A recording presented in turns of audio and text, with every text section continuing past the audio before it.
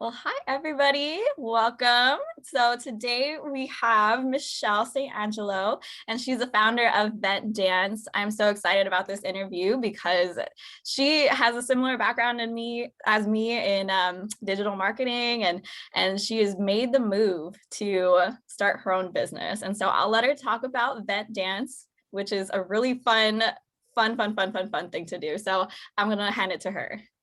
Hi, thank you for having me, Kiani. My name is Michelle. I'm founder of Vent Dance and Creative Sessions. By the way, this is my dog, Gene. He might pop in and out of this as well. So, him. We love dogs. um, so yeah, I mean, Kiani is one of the has gotten to experience, but basically, Vent Dance and Creative Sessions is what we call a workout for your soul, and it is combining guided freestyle movement with quiet creative action. So what that looks like is a curated, it's about a 60 to 75-minute experience. We meet on Zoom. We do this, with people all over the country, all over the world. Um, and we guide you. We have a playlist full of sort of hits and songs that are meant to be very expressive and emotive.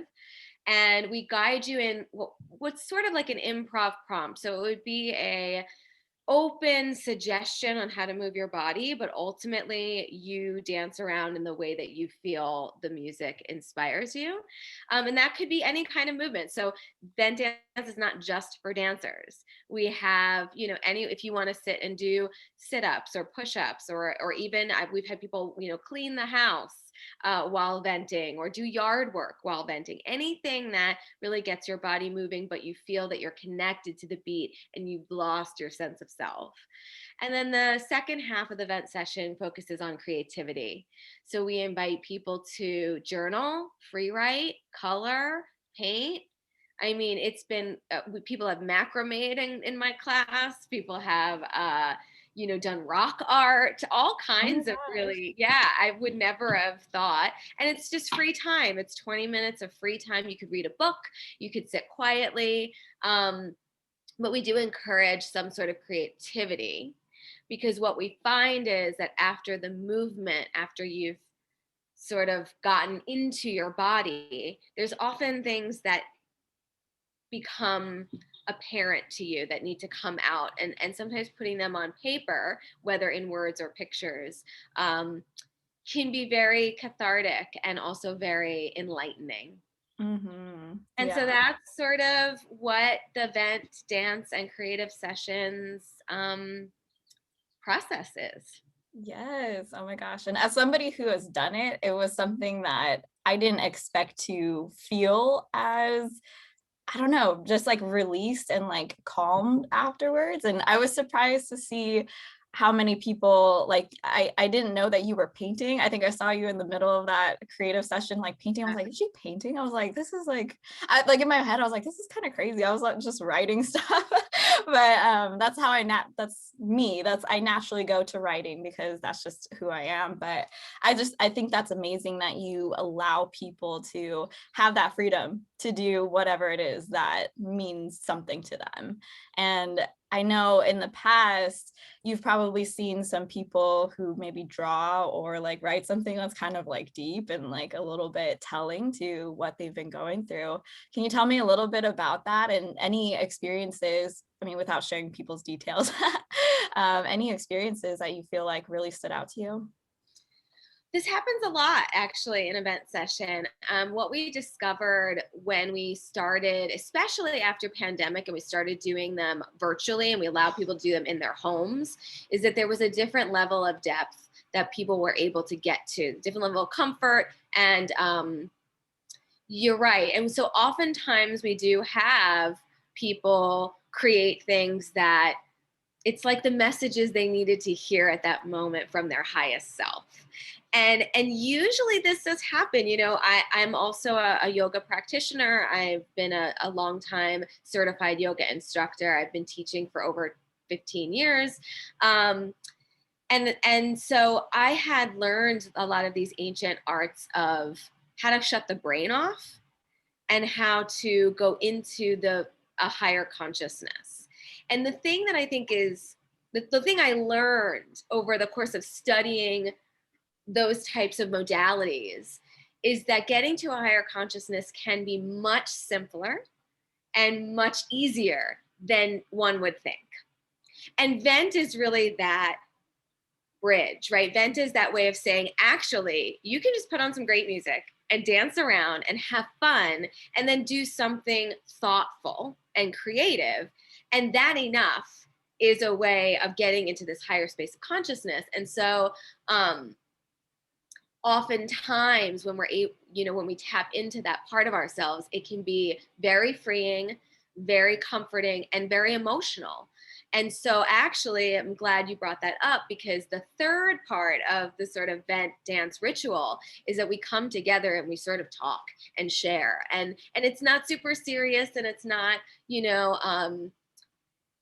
I think, highly therapeutic in a formal sense, but it is therapeutic in an informal sense. And I think that people have the tools they need to heal themselves. They just need to realize these things. And simple, fun rituals like this can be a catalyst for that.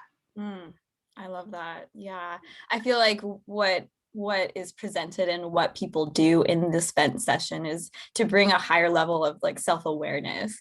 And that's really the first step towards healing in a lot of cases. And so I love that you mentioned it's a bridge. It's a bridge for people to get to that point, because coming from somebody like me, I've actually had issues with being self-aware or just recognizing that I've been hurt.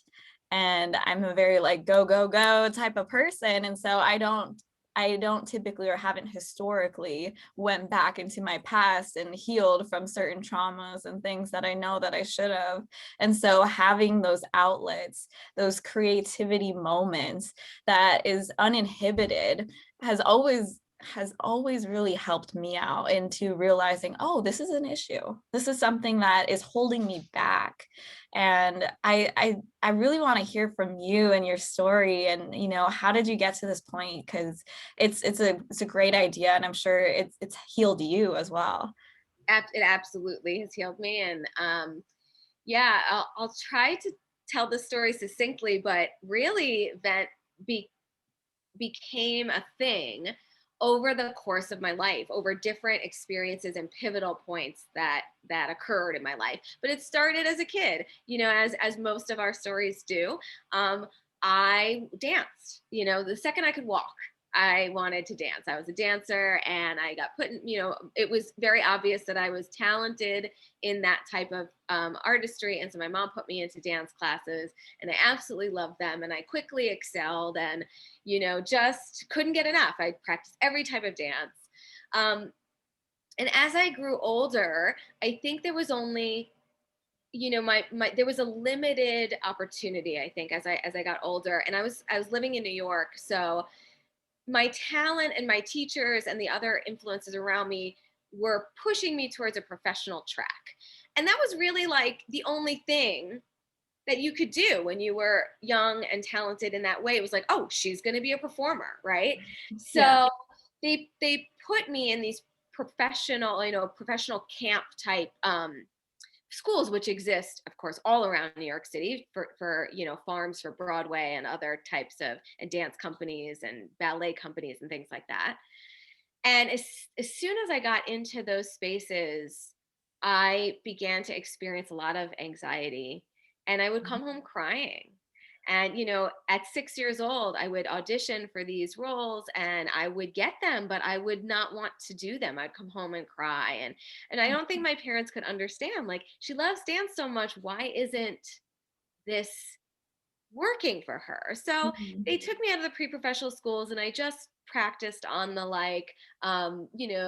the sort of community level. I was in my high school dance team. We were a competitive dance team. We did very well. We went to nationals. You see this on ESPN now, the Yeah. UD type dance competitions was what I ended up doing, but it was more informal because it was just at the school level. But we did very well. And then through that, I started to, the mental, I think, stress started to manifest physically. And I had severe back injury. So at the age of like 16, 17, 18, it was to the point where I couldn't walk after a competition. Wow. And so I was seeing all these doctors and no one could figure out what was wrong with me. And I was being x-rayed and physical therapy and all the things. And I was lucky enough that my parents were kind of hippies in the 70s. And so they were like, why don't you try yoga? And I was like, great. So around the time of college, I started practicing yoga. And that, what I found, I did it for physical reasons. It did heal my back. It did help me, use my musculature more consciously and not be so reliant on my poor low back and hips and other areas that most of us actually do lean into too much. So it healed those spaces, but the byproduct that I wasn't expecting of yoga was it calmed my brain. Hmm. I felt like I was less stressed. I felt like I didn't have so much pressure on me. I felt like I could handle things more. And I was like, there's something sort of magic in this yoga thing. Mhm. So anyway, suffice it to say, this was happening during my college years. I was studying English and psychology, English literature and psychology, and then I minored in dance. And I was Mm. mostly doing that just for fun because I was like, I'm never going to make a career out of dance. I also turned out not to be talented enough to make it, but the injuries and all the other things were keeping me from that. I Um, did the same thing. it's like and then so I studied English and psychology just because those were things I was interested in, but I was like, I want to keep dance in my life, so I minored in dance, and I also was part of a dance company at my college. But again, it was like just for fun. Like for Mhm. me, dance always showed up in this way of like, that's your fun, that's your way of staying fit and relaxing and having a good time. um, After I got out of college, I leaned into the English and psychology stuff. I started to become very interested in marketing. And I happened to get an opportunity to move to Las Vegas and do marketing for performing arts, for shows on the strip, for Mhm. hotels, for restaurants, for things that you do for fun. And I thought, well, this is great because I love those things in my personal life that I could make money sort of promoting them. And that's what I did for 15 years, and it gave me this great access to creative individuals.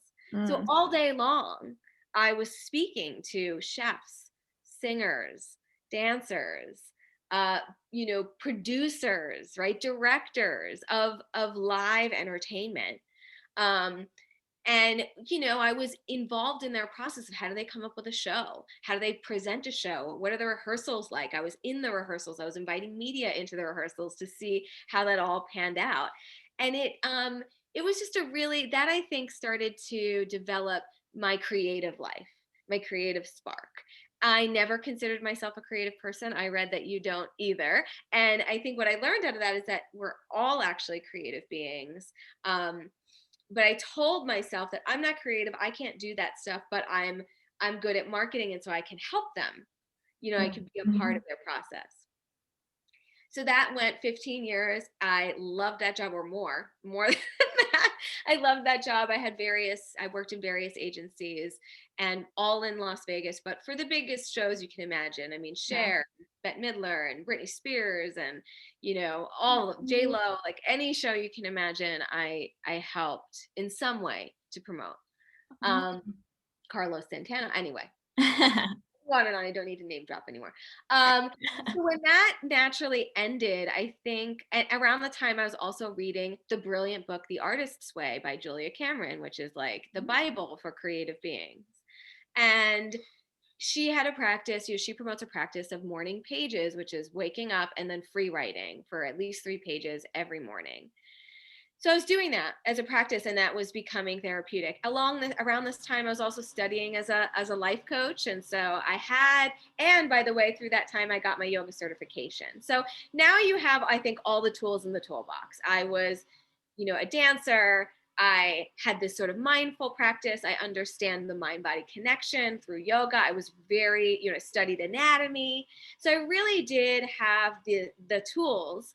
And through a time where I always imagined myself like owning a studio or having that thing. And um I went through a tough time in my life, and as a way to sort of heal, I would just come home, put music on, dance around, and then practice this sort of morning pages free writing thing. And every time I did it, I came out with these huge ahas and Mm, these wonderful cathartic experiences that, even though they were emotional, felt very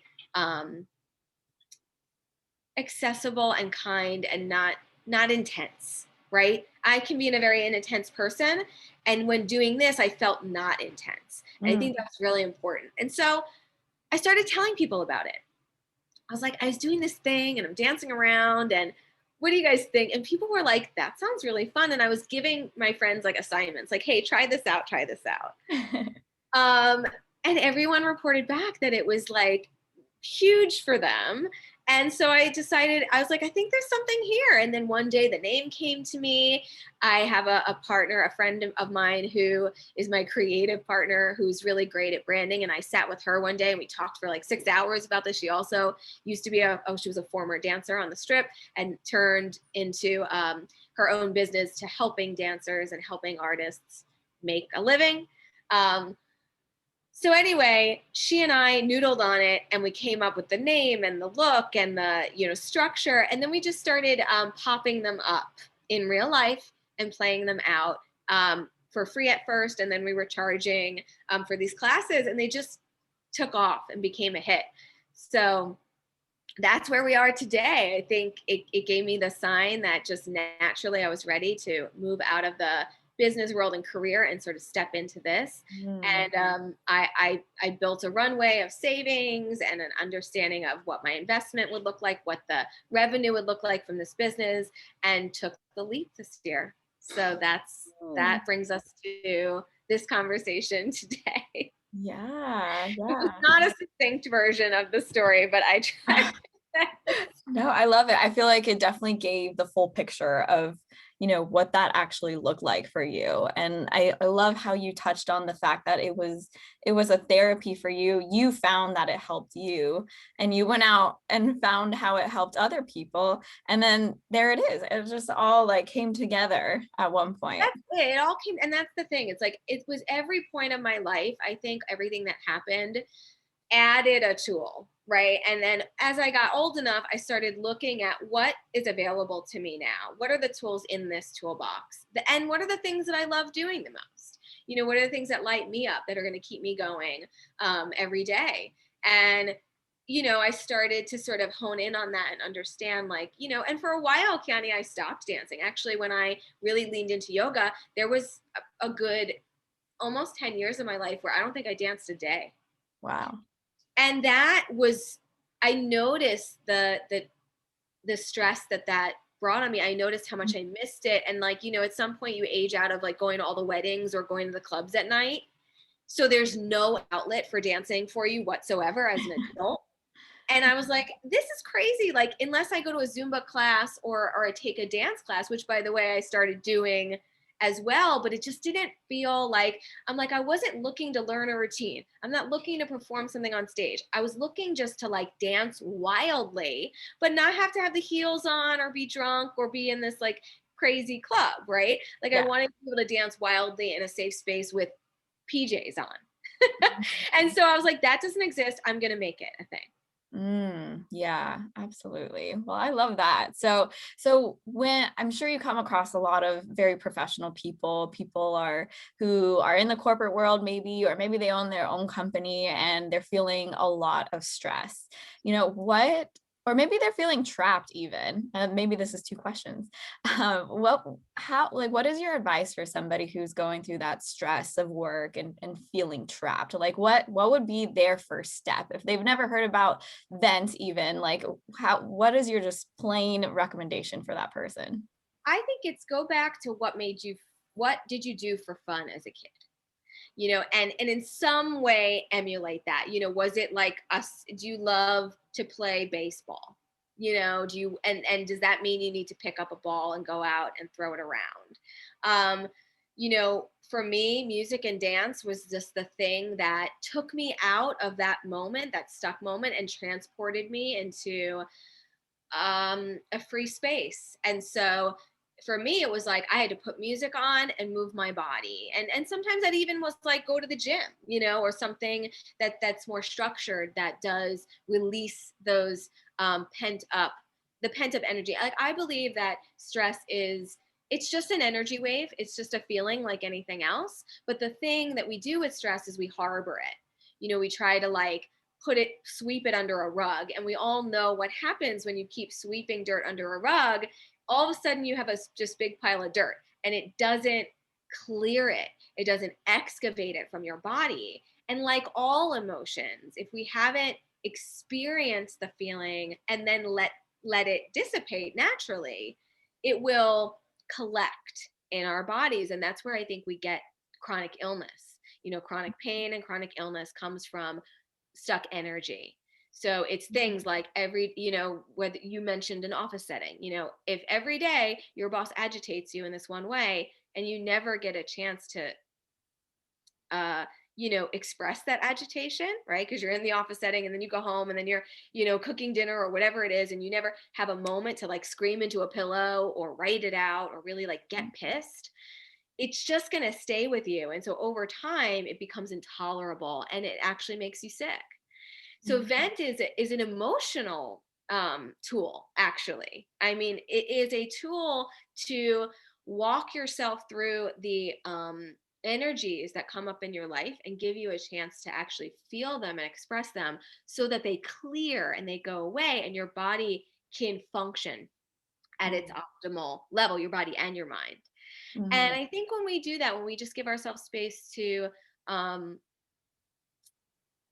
clear, right? To clear the things that come up instead of just like moving on and ignoring it. We really can get a lot of benefit out of that. But I think that people's cues of where they might get that catharsis come from their childhood. Like, what did you do as a kid? Were you a puzzler? Did you like building blocks? Then, look, there's things like this now for adults. Go get a puzzle. Go get some blocks. Go, build something on a 3D animator, right? Like, there are so many things that are available to you as an adult that I think we just don't think of because we put it where like, well, I grew up from that. Oh, like I used to do that, but I'm this person now. And it's like, well, there are clues in when you were young, you were free of the assumptions of what you should be in life, and you were free of the rules of how life should go. And what you were doing in those times is very true to who you are deep, deep down. And I think that's part of what people need to tap back into. Oh yeah, totally.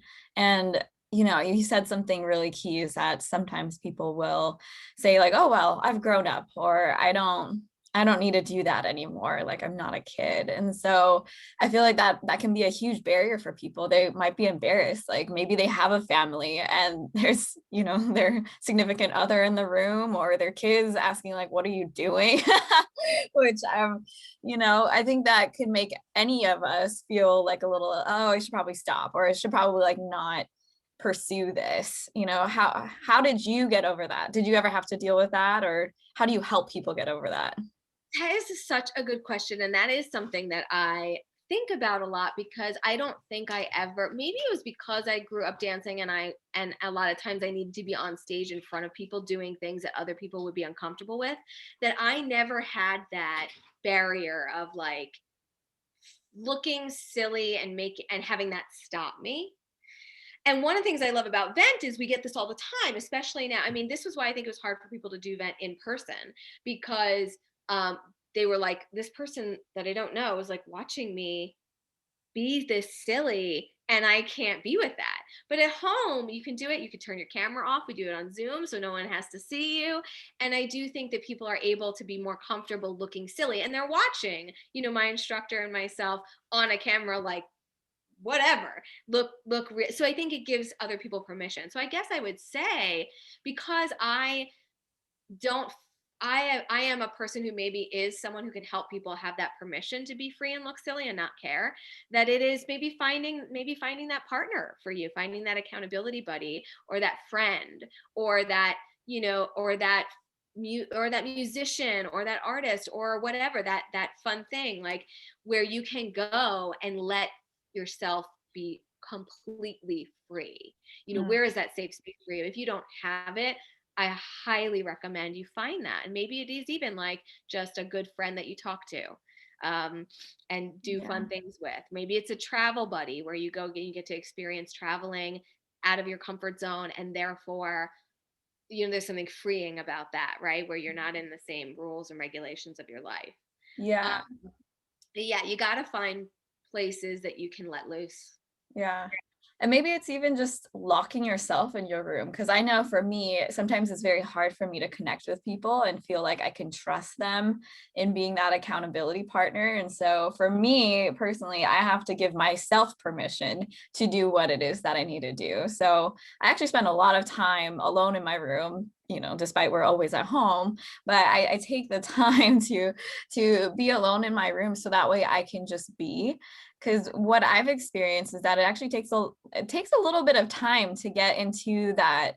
I'll call it the zone, because I feel like you can be in a zone of like recognizing yourself and being in that free moment. It takes a little bit of time. You're not just going to be 10 minutes in and you're not going to be there. Like when I was doing your vent session, I probably didn't start feeling that way until maybe at least like 20 minutes in, at least. And so I would say, like, for anybody who's really looking to get into that state, is like, one, give yourself permission, two, give yourself some time, and this is kind of for me, three, give yourself grace. If you don't feel like you got there fast enough, it's okay. If you feel like you're not doing it right, that's not true, because it's your own truth and it's what you make of it. It doesn't matter what anybody else would think is acceptable or what other people would think is the way that you should do your practice. Would you agree? 100%. And it's not, you don't necessarily achieve that zone that you're talking about. I call it flow state. You Yes. don't necessarily achieve that flow state every time you do the practice. Like, let's say you were someone who, you need to be in your room by yourself. Like, you might have times where you do get there and then times when you don't. If you're the person who's like, oh, as a kid I played baseball, like, you're gonna have days where you're still in your head playing baseball, and then you're gonna have other days where you like hit the zone and you're like in it and you feel like a superhero, right? We've all experienced, I think, those moments of catharsis and freedom and flow. And it's funny about it because you can't, even you can, what I recommend is that you enter the circumstances that tend to get you in flow, but not expect that you're always going to be in flow each time, because flow is one of those things that can't be manipulated. It can't Mm, be necessarily created. It can be invited in, and maybe it comes. mm, It's like you set up the tea set and you hope that flow comes to tea with you, but it doesn't always. mm. Yeah. You I know, it's not something that's scientific. Yeah, that's an interesting point, and I didn't really think of it that way. You can't just do it on command. It's not something that No, it's like, I think, the fabrication of it. Oh, hang on, he's got a shoe. Let me get that. it's all good. um, but yeah, it's the fabrication of it is not possible. It's a natural thing, and it's a beautiful, wonderful thing. It feels so good. It's almost like a drug. You feel this euphoria when you're in that state, but it's not. I think it's smart for everyone to have a bunch of tools in your toolbox. Like, sometimes for you, maybe it is that, like, I'm alone in my room. For other people, it could be going to the gym. For some, it could be, shopping, right? Like, there's a lot of things, like, whatever it is for you that gets you into that. Like, I have a bunch. And then when you need, or you feel like you want to access that, just go to those places and see if it shows up for you. Yes, I love that. And so you said something earlier when you were sharing that, you wanted to feel that experience without needing to be drunk or, inebriated in some way, shape, or form. I feel like this is something that a lot of people deal with, because coming from myself, I felt like maybe I was searching for that flow state. Therefore, I would go and drink every weekend.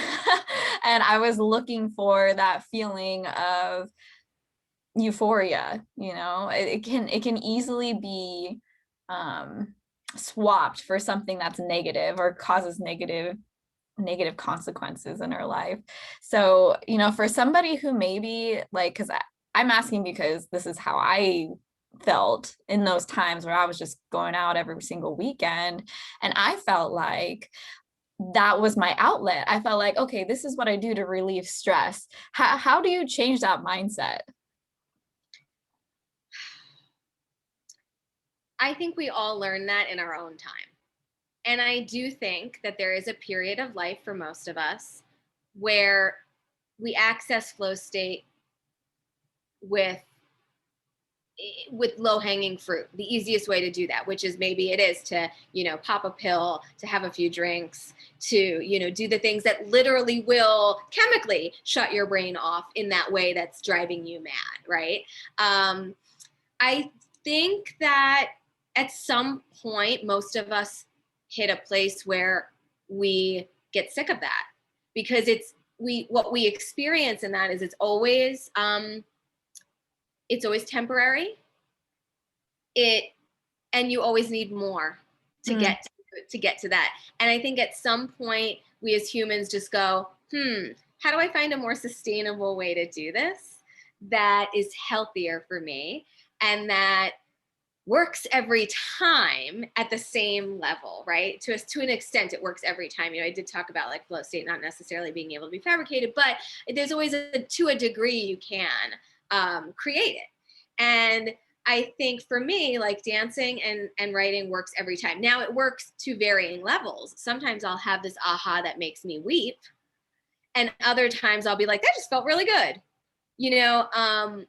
but I think that most of us find a time naturally where we're searching for ways to do this that actually change us on a cellular level instead of just altering our mindset for a temporary period of time, after which we usually don't feel well. mm-hmm. Yeah. Um, you usually have that, whether it's literally the physical hangover of it or whether it's that mental of like, oh no, I said that to someone. Oh no, I drunk dialed them, or right. Like you never feel good, I think, after those experiences, but something like writing it out or moving wildly or, having, I think there's some safe psychedelics now out there where you can have an experience with a shaman that then like, really brings about profound change. Like, I think those are more interesting. So my encouragement to people who are young and still using the, more accessible tools for shutting your brain off and kind of getting, as you said, uninhibited, because that's a big inhibition is a great tool. But can we get uninhibited in ways that are actually healthy? And the answer is yes. So the encouragement is try it out, find other ways. And once you do, I think you'll be more interested, as I was, in those ways rather than the ways that always carry side effects that just don't necessarily make the ends worth the means. Mm-hmm. Yeah. Right. Yes. Yeah. That feeling of uninhibition. I'm not sure if that's the word, but that feeling I think is what people are searching for. But they don't know what is I will say it's even like just I feel like sometimes the act in itself of like going out to drink is almost them picking out, and I'm saying this from my own experience, picking out what is the socially acceptable way to do that, because they know that they like it. They know that everybody wants this feeling of like feeling uninhibited and like being fun and like having a great time, but it's not necessarily socially acceptable to just be like dancing crazy in your room, like not looking good. The only if you're on the internet these days, that there are great dancers out there. Just for example, you can see that TikTok, Reels, whatever, you can see that people are really great at dancing, and you're probably like, shoot, I don't know how to dance. Why would I even try? I'm not creative, quote unquote. So why should I even try to draw? Like, I'm not good at this stuff. So what would you say to that person? Because I mean, truth is like they might actually have like a breakthrough if they just like thought about something that's not socially acceptable, or thought outside that bubble, I should say. You're hitting on something so key. First of all, that is an excellent point about there are acceptable ways to be uninhibited in this world, and then there are unacceptable ways to be uninhibited in this world, or ways that make you vulnerable to potential um, scrutiny or judgment. Hmm. Um, and you are absolutely right. Dancing is one of those things that brings on scrutiny and judgment, even though it can be so freeing. I think in some ways Vent is a little bit ahead of its time, but like you were saying, like things like, yoga, meditation, even adult coloring, like adult coloring books, as far as I can't remember them past 4 or 5 years ago, right? Like Hmm. you didn't go to a bookstore and see an adult coloring book 10 years ago, as far as, so it wasn't acceptable for adults to color. Like it wasn't a thing. It was like kids color. Adults don't do that. I think what's happening is, as all of us are becoming more conscious of the value of creativity, inhibition, fun, that we're actually seeing that these are enriching experiences also for the adult life. We are making things that were once not socially acceptable into being socially acceptable. And so I think you're 100% right. And one of the things that Vent struggles with to get people to come is that I don't know that dance is there yet. In fact, we've toyed with not even using the word dance, but calling it movement. But that to me felt a little esoteric and a little like, um, I didn't want it to feel like these ancient modalities like yoga or Reiki, or, Hmm. I didn't want it to feel that way, because that too has that barrier to acceptability and is a little intimidating. Hmm. We're not at the place, I think, where, and we're getting there. I think TikTok is helping, Reels is helping. I think people are showing themselves dancing wildly and dancing not performatively and not well. And people are recognizing that in themselves and saying like, oh my God, if you can do it, then I can do it too. And I think the more of us that show um, that are examples of that kind of dance, it will eventually become comfortable for people. But right now it's not. And we get a lot of, it's, people always hear about Vent and go, that sounds so cool, but I don't think I could ever do that. And I get a lot of that. And those that I do get to try it out, oftentimes like you are like, oh yeah, now I'm sold. And they will make it a part of their self-care routine or whatever. But it is a tough barrier to cross right now. My hope is that just one day that changes in the world, and that Vent can be there and be ready for when the people are ready for this to be mainstream. But it's not yet. It's not mainstream yet. Hmm. Yeah. Yeah, I agree. And I feel like part of it is like social media, right? Like as you were saying, there's steps, there are things that are showing signs that people, want to accept kind of like wild behavior for lack of a better word. But it is the fear of rejection, the fear of being made fun of, the fear of like people criticizing, and that goes completely against what the purpose is of. Totally. But pandemic is, I think, has been beautiful for that, because it has debunked all the myths of how we perceive other people, especially the famous people in the world. We have gotten to see over this last year all the veils, like all the curtains are gone from those people that we thought were this glamorous or this perfect or this. Now we're seeing them in their homes with their kids running into the camera, with their dogs, without makeup on. What are they eating for breakfast? What is their, you could see the mess of laundry in there. And we're realizing like, oh shit, we are all the same. Mhm. We are all the same. And like, even that perfect dancer, has a life that's not perfect. has flaws, sometimes has acne, or right, like we are seeing these things from the people that we expected it never happened to. And I think that's helping to not only debunk myths, but it's helping all of us to accept ourselves and not hold ourselves to an ideal that actually doesn't exist.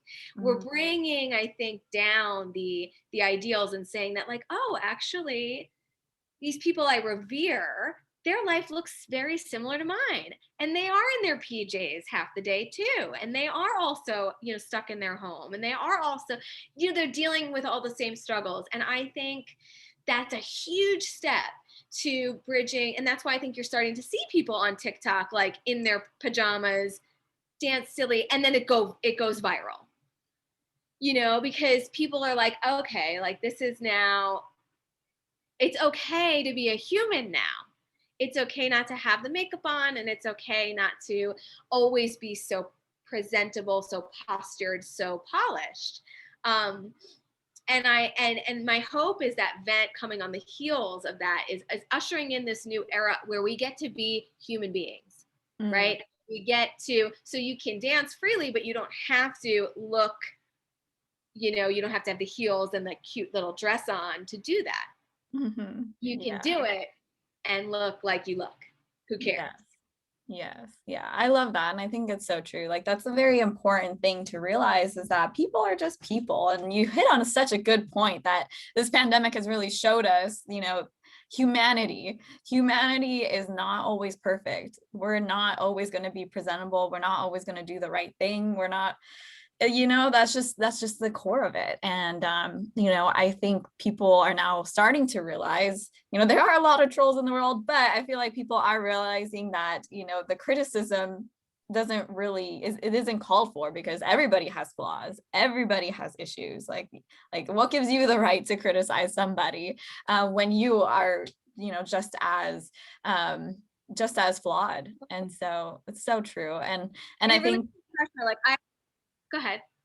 oh, no, go ahead. I was going to move on to the next thing. So you go. Yeah, no, we should, because otherwise I'll stay on this one forever. Okay. Yeah, the last thing I wanted to touch on is because, mental health is something that is is burdening my heart right now, because it's, suicide rates are going up substantially. And I feel like this whole conversation that we've been having really touches on the fact that, sometimes people don't feel like they can really be themselves, or they don't know themselves, or because you can lose everything if you have yourself and you're confident in that, and you feel comfortable in your own skin, you can bounce back. But if you don't have that sense of grounded, I have a purpose on this world, that sense of feeling of like, okay, there's something greater than this, you're not going to feel that way. And it's going to be very easy for you to slip into that negative mindset of,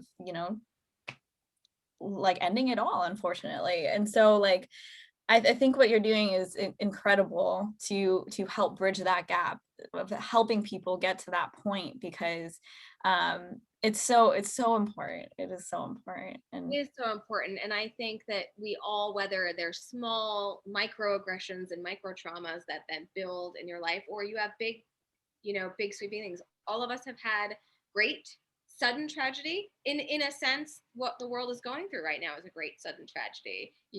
One day you're doing one thing, and then literally the next day it's like you need to stay home, and everything changed. That's a trauma, and many people have gone through many more severe traumas than that. I think what tends to happen in trauma, and I'm not an expert in this, I'm not a doctor, I have no degrees, so please take this with a grain of salt. But what I've experienced in my studies is what happens in trauma typically is there's a disassociation with your body. And that's why hurting yourself isn't a thing, right? You don't mind, because you actually have disassociated from your body. And a lot of times traumas happen to our bodies, whether it's a car accident or something more, sinister. We often do that. And so what I've always found through yoga, through dance, through other things, is when I feel connected to my body, that I feel connected to my spirit and the thing that you're saying, that power that's beyond the ego sense of who you are. And when you're connected to that, you sort of realize that like, it's not about what your hair looks like, or that someone made fun of your outfit, or that you gained a few pounds, because those no longer make up your identity. You know, you could see your identity as a much vaster construct than just like this body. Now, that said, when you do actually see your body and you do connect to your body, the other thing that happens is you realize how freaking remarkable your body is. You know, I mean, we take for granted like how smart the system is, how evolved it is, how it knows what you need in every given moment. I always find it amazing that like we get a cut and it heals on its own, and we don't find that remarkable anymore at some point. And it's like every time, like, how does your body know that you need this skin cell right at this place? It just knows. Like, it has such great intelligence that sometimes it's about going in and feeling the heartbeat, the breath, the things that happen, the digestion, the things that happen automatically that are really complex processes that happen automatically. Your body knows when to release certain hormones. It knows, you know, when to calm you down, how to get you out of a situation that might be dangerous. Like, it knows these things and it's doing them automatically. So that's a long diatribe just to say that, like, when you know and you've experienced the remarkability of your body, you really don't, I don't know that you want to do anything to harm it. I think you want to do things to enhance its miraculousness. And I think ultimately you're getting really into the deep thread of what Vent's about, because I couch Vent. I very much try to make it seem like, oh, it's just a fun thing to do. We're going to put on some music. We're going to dance. We're going to, you know, color or draw. And it is a fun thing to do, but it is, on a deep level, is establishing these mind-body connections. It is making you present to the remarkability of your own body, because isn't it amazing that you could dance around and release some stress, and then like the message that comes out on a piece of paper, whether it's picture or words, is like the exact message you needed at that moment. It's not a coincidence. That's your body and your spirit doing what it does. And when you have those moments to get connected to that, they're very healing. They're very healing. And so Vent is intended to heal, to be a salve for mental health issues.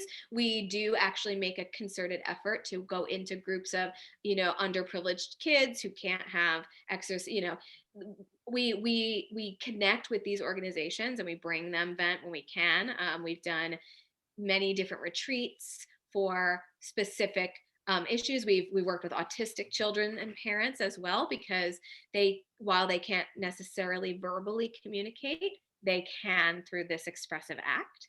And so it brings parents and kids together. And, you know, there's a lot, I think, of, I appreciate that you see the depth of Vent, even though we do this sort of thing of like saying, look, this is fun and easy. It has very real and very purposeful missions, that it's meant to heal us all on the individual level, and it's meant to connect us all in the community of music and movement. Amen to that. Oh, I love that. Well, this has been such a great conversation. I almost don't want it to end. But yeah, so tell everybody where we can find Vent Dance. How can they get started? Tell us all the details. Yeah, thank you so much for this opportunity. You can find on our website, we're ventdance.com. On IG, we're vent.dance. That's where you'll get most information. I encourage you to sign up there, or maybe even send us an email, sign up for our e-blasts on our website. We do it every week, Saturdays at 10 a.m. Pacific time on Zoom. We also offer private sessions or private groups. So if you're looking to, say, host something for your friends, we can do that at your time, whatever you want. And then we have some special events here, sometimes related to holidays and things like that, that will pop up in the schedule. It's free to join. It's donation based. So we try to eliminate all barriers to entry. Come try it out. And then if you like it, you can just send us a PayPal with whatever it is you want to pay. And that's it. We're just open. We're fun every Saturday. Come and try it out. Yay. Okay, very cool, very cool. So, last but not least, I'm a person of faith. So if you would allow me, I would love to pray for you.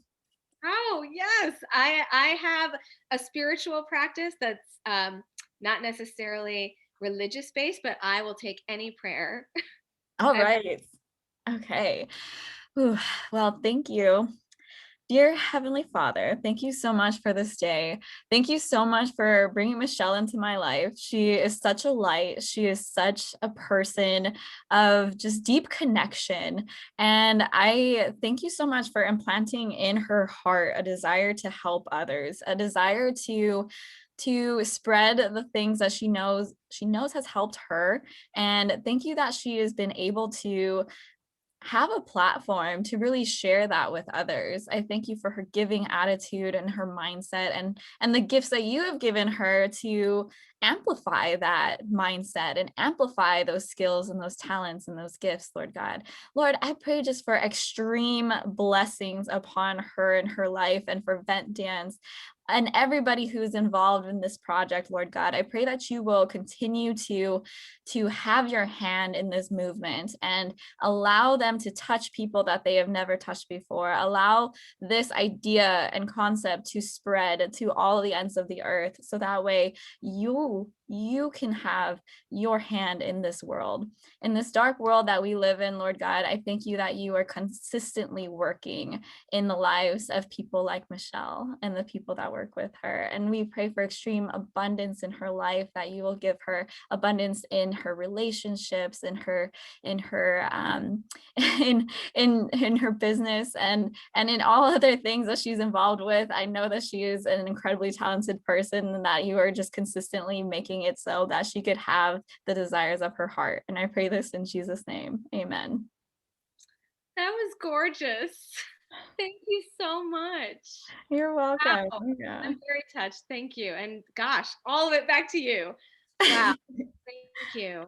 Yeah, thank you. Thank you for this time. I learned a lot, honestly. As did I'd be more than happy to continue these conversations, and we'd love to have you come to Bent anytime. Maybe you want to host a session one day and dance around with your friends. Yes, yes, absolutely.